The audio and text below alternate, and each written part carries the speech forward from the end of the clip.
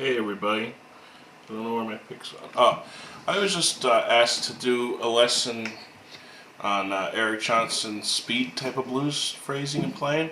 I guess they've said that there's no lesson on that, so I'll do that. I'll give you some tips. I first of all, I don't want to talk too much. I don't like talking too much before. I know people get pissed, but obviously I have to teach by giving some information and background on what I've done. I used to play some Eric Johnson for like a year, a lot. I did it. So I got a little bit of his phrasing down. It's not just the tone. Like you get this tone.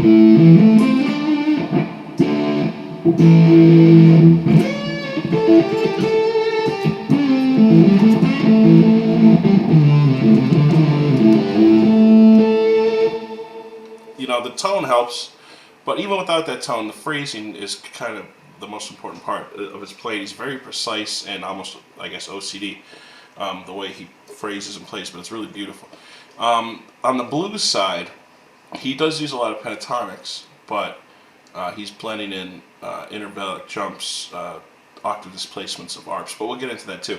Try not to make it too long of a video. I'll give you some things. First thing you could work on, if you're just used to the minor pentatonic type of shape, this,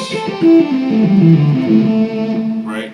That's okay. You can do a lot with that. All the notes are there, so you're just going to miss out on different ranges. So we'll stick to that a little bit. First lick you could practice with this would be jumping up almost like fourths and then down. I go. So it's.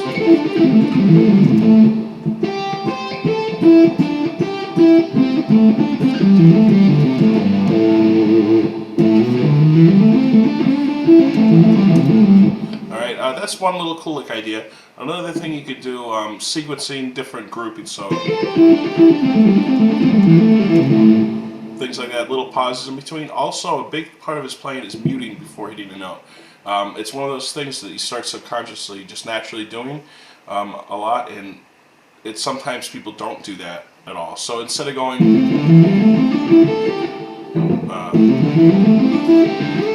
like that, you could go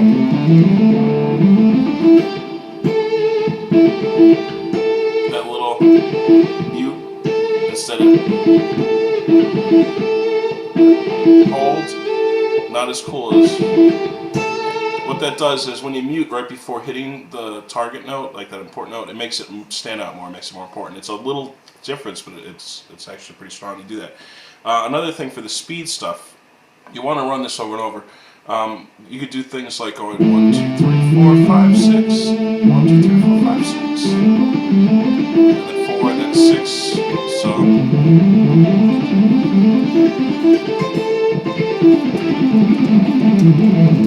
So that was.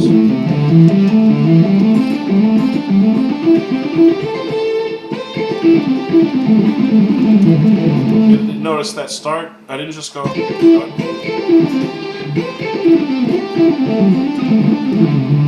you won't do that all the time. Now chords. Instead of just running palm or 1/5s like that, that sounds okay. But doing this sounds a lot cooler. And what I'm doing there is I'm playing the root, and then I'm playing the 5, and the root. The vibrato, a little bit of vibrato, and then, or the root, 5, root there, but I drop the root a lot of times down to the 5. It gives it more of a distortion. We're not actually using a ton of distortion on the amp, right? But doing this, those interval relationships will give it a little bit of a distortion sound naturally.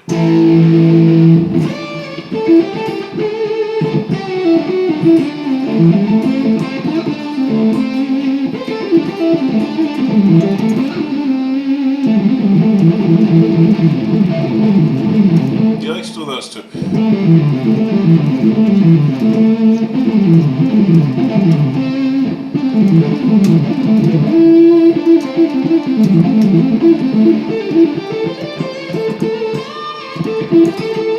Another cool thing you could do is skipping strings. Now I know that he's really going through more of an arp thing, like.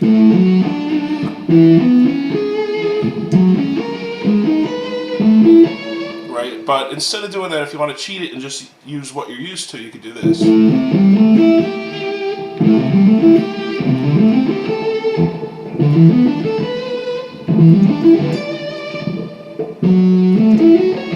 And run your pentatonics, but skip every other song. Or you could throw in a little bit of a difference. That note, so which would make it A Dorian,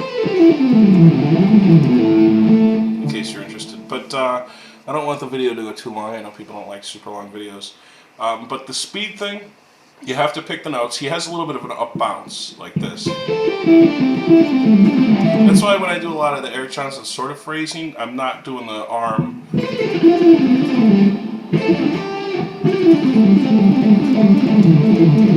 Too much. Sometimes I will when I have to, but I try to use the wrist and bounce.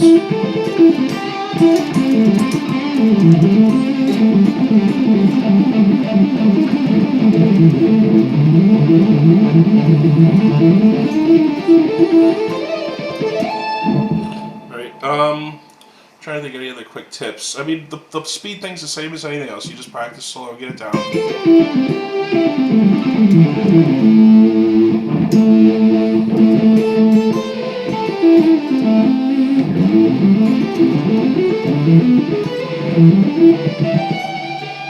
You can do arps, straight sweep arps.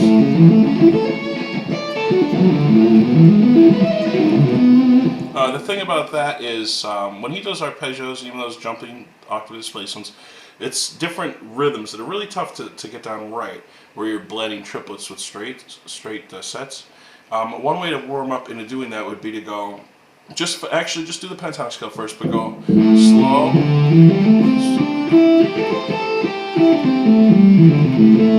Right, and if you use a metronome.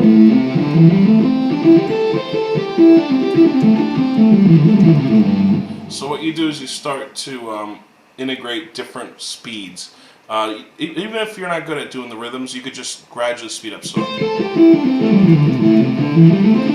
that'll give you kind of a sense of what you're doing, but doing that with arps sounds really pretty. So.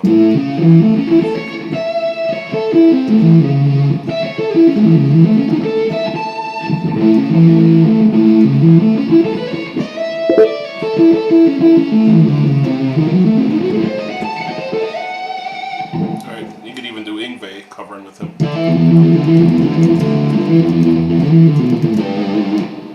But it'd probably be...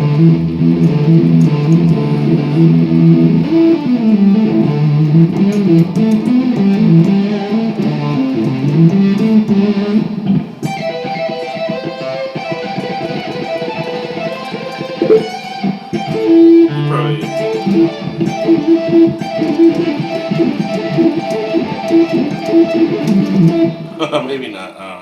Yngwie wouldn't feel right on with doing the Eric Johnson stuff. You have to really rewrite it, maybe swing time.